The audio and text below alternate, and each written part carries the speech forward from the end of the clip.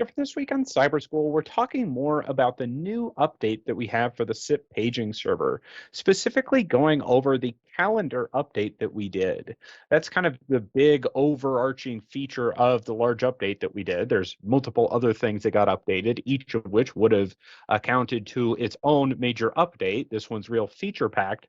But the one that you can spend a lot of the time with, or the most time with, is going to be the calendar aspect of the update. And that's an update to the standard Bell scheduler that we have to move from the more engineering style scheduler that we had to more of a standard calendar that people would kind of expect to utilize from that. So we'll talk a little bit more about that today.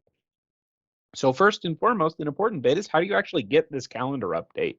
How do I get this so that way I know what the heck is going on here? So we introduced that with the SIP paging server firmware version 21.0.0. And of course, as always, that's a free download from our website. It's going to be under the specific product. So the SIP paging server, that's going to be identifiable with the serial number 1462 for your first four digits there. That will utilize, of course, hardware revision 01146G, as in gamma or later. Anything earlier than that will still be in the 12 or lower range and will not be applicable. But for any of the newer ones, again, identifiable by that last hardware revision letter of G, gamma, or later, or by serial number 1462, you'll be able to utilize this new SIP paging server firmware. So that way you can take advantage of the calendar. So that way, of course, you're going to need that before you can really understand how to use it. You got to have the firmware. So how you use the actual Bell scheduler itself. Of course, you have to update the firmware if you haven't done it already. And depending on when you're watching this, your new SIP paging server might have just come loaded with this particular version of firmware on there. So you might not have to do anything. But after you upload the actual firmware on there and get it updated, the schedule tab is going to have a nice little slider that'll allow you to opt into the calendar mode. By default, it's going to boot into what we're now referring to as the legacy mode, kind of the older version of this Bell scheduler. And you have to opt into using the calendar mode instead of the inverse where we switch you into calendar mode and then people that were using the legacy mode, it breaks everything and it doesn't work. We didn't want to do that. So you have to opt into the calendar mode. And of course, both of the modes, both the legacy and the calendar mode, are going to be supported from here on out. We're not, getting rid of the legacy mode or not using it for the people that do like it. But of course, do keep in mind that you have to use either one or the other. You can't use them both simultaneously. The legacy mode really didn't get any major changes, but the calendar mode is a complete redesign. Some of the features that we added in with the calendar mode are added into the legacy mode. So things like multiple different schedule files are you're able to utilize on there. So that way the actual management of the files is a little bit easier to work with. So that way you don't have to, say, manage all of the different schedule files on, say, a local drive or, on the cloud or something like that. So it makes it a little bit easier to swap if you've got multiple people that might be interfacing with the actual schedule itself. So first and foremost, when you switch into the calendar mode, you're going to get a traditional calendar style. It's going to be the standard kind of calendar layout that you're used to from, say, using Google Calendar or Apple Calendar or Outlook or what have you. It's calendar. We all know what these look like. But some things that are a little different with ours is they're going to be color coded by the actual schedule. And you can tell that with the top toolbar there that we have where it has April and you get the new event, all the different tab buttons, that nice little green bar across the top.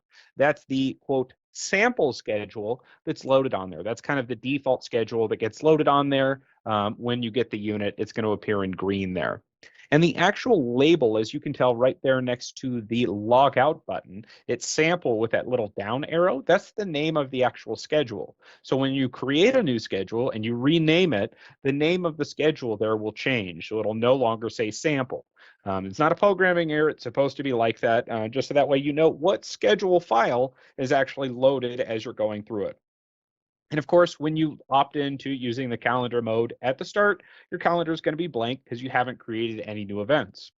So to go through and to create a new schedule, there's a couple ways that you can do that. The easiest way is just pressing the Create Schedule button after you click on the actual schedule button itself, right there where it had sample and the little down arrow. And basically, you can go through, you name the schedule, and then you pick a particular color again of the schedule that you want to utilize. So that way, you get that different coding. Everything's kind of nice and color coded.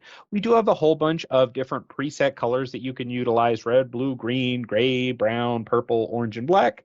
But it supports full RGB style colors. So if you want a custom color, pink, mauve, teal, what have you, you can do that by clicking on the little green logo or the green icon there that's to the left of the red button, and it'll allow you to enter in the specific RGB values that you want or use the color picker. That way you can go and actually create and customize that schedule and tailor it just to what you're looking for.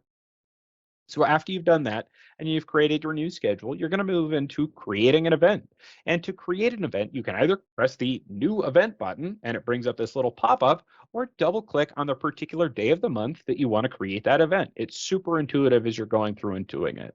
And as you go through and actually create the event itself, these are the kind of steps, and this is the actual window that you'll see here. So of course, you want to set the title or the name of the particular event, the start and stop date that event is going to occur through. So by the image that we have here, it's going to start on April 10th and go through December 11th of the current year, 2023. And it's going to start at 8 a.m. because as we can see from the label, this is the 8 a.m. bell. The end time isn't relevant because it's just going to play at 8 a.m. So you can tell that the actual box there is grayed out. Then the audio file is just set to an easy audio file. That's the 10 pulse bell tone that we have downloadable from our website. And it's going to play to P group or paging group 000 if you call in and page to it with just the 00 group. Next, you're going to set the times to play, and that's the number of times the audio file will actually play on its own. And that's a way to get around depending on how the audio file is. If it's a short single tone audio file and you wanted it to play, say, 3 or 4 times, you've got 2 different ways that you could accomplish that. You could take that single beep audio file, load it into your preferred audio editing tool, and copy that and make it play 10 times. Just make a larger audio file that is a beep, beep, beep, so on and so forth, where the actual audio file is longer. Or you can have the CyberData device play that different file a number of times. So in this example, the audio file is 10 pulses. It's beep, beep, beep, so on and so forth. It plays that 10 times. We only want it to play 10 times, and since the audio file already does that, we're going to have it play once. We're not going to activate the onboard relay of the paging server as we go through there. It does have different options. You can have it activate indefinitely, deactivate indefinitely, or activate for the duration of the audio file. So really useful if you're integrating the bell with, say, a security panel or something of the like. Next, we get to the reoccurring section, which is a little bit different as compared to how the device or devices have operated in the past. And there we've got the different occurring rate. So as we go through there, you can set the reoccurrence of the specific event, how many days of the week it occurs, the specific days of the month, and then the hourly range. And we'll talk about that in a little bit more depth here, because this is a little bit complicated. Again, it's different than how we did it in the past. So when you're dealing with a reoccurring event, because if you recall from the event that we just created, it plays from April 10th through December 11th. So the way that we had it configured there, it's going to play on every single day from that date range. So that means that whether it's a weekend, it's a Monday, it's a Friday, it's a Sunday, it's it's a leap day, what have you, it's going to play, which might not be ideal depending on the particular use case of that audio file. Say we're making that for a school, we really don't want that audio file to play on Saturday and Sunday when there are no kids there. It bothers everybody around the school. That way you can set the reoccurring events. So that way you can go and adjust when that bell file actually occurs in that particular date range. So you can have events occur either every single day, just by default. Everything's going to play on the same day by default. If you set it for a particular date range, it's going to play every day at that particular time because that's how it was configured. You can have it play only on weekdays, only once a week, once a month, or based on a specific time window. So say for example, you want to, run a test of the system and have it run, once a week. You can do that by setting it to weekly and then picking the particular day of the week that you want it to play on. And similarly for the monthly event, you set it to monthly and then you change the day of the month that you want it to play on.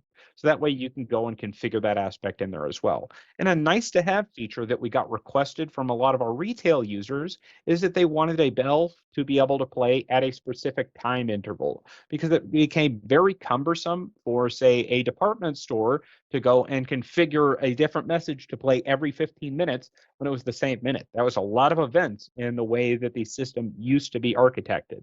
Now you can create an event, have it reoccur, and have it play every 15 minutes, every 30 minutes, every 90 minutes, what have you. You've got, the granularity in there to set it to a specific number of hours and a specific number of minutes. So that way you can have it play every 1 hour and 47 minutes or what have you. You've got that individual granularity to go and select a specific time window for the actual event itself. Then as you go through and you build out your actual calendar, the number of events, it's going to basically expand, as we're going through. And you can kind of see in the illustration we have here, we've got an event every half an hour through basically starting at 8 a.m. to the half an hour events play until 11 o'clock, and then it's hourly events from that point. And with the different color codings we have in here, with the green, it's playing to group 0. With the purple, it's playing to group 1, and with the blue, it's playing to group 2. So that way you can tell with the color coding of the individual events as you go through and make these. Just from a quick glance, if you know what the color is, you know what group it's playing to. And of course, as you expand and you get more events in here, the day itself will expand. Kind of like, your really busy calendar day and your Outlook will look a little bit bigger. It'll give you a bigger day view as the number of events increases. The same thing will happen on the actual CyberData calendar. And the nice thing is after you've built this out and say, there's a snow day, a fire day, what have you, the number of events you need to adjust that, given that particular day, you can either delete each event individually or delete a series of events. So it makes it really easy to get in there and trim and adjust the number of events instead of having to just delete everything or create a new schedule and have it be different for that day. You can literally just click on the individual event. Say if we wanted the day to stop at noon at 12 p.m., we could go through and select 1, 2, 3, 4, and 5 p.m. and just click the small little X button and delete those individual events to clear them out. And the nice thing, if we do it that way, they'll occur on every other day throughout the week, but we just trimmed off the end of that one particular day. So it makes it really easy to go to adjust and edit a particular day's schedule. So underneath the hood, the number of events and schedules that you can have are going to be different and depend on the amount of available storage space that's on the device. So there's really no real limit per se to how many events and schedules that you can have. It's not some arbitrary where you can have, 500 events and 200 schedulers or what have you. You're just limited by the amount of space that's on the device. If you want, heck, 1,000 schedules, there's enough space for it. You can do it. Presently, at the time of recording, we've got about 1.5 gigabytes of space available on the board. So you've got plenty of space for the number of events and schedules that you want to add in there. Do keep in mind that any number of schedules that you create and audio files that you add into the device are going to take up some of that free space and reduce it, just a little bit. Thankfully, we use a relatively small file size for the audio files, and the actual schedules and events are pretty small. So I'd be very impressed if a customer was actually able to utilize that full 1.5 gigabytes of space that we have available.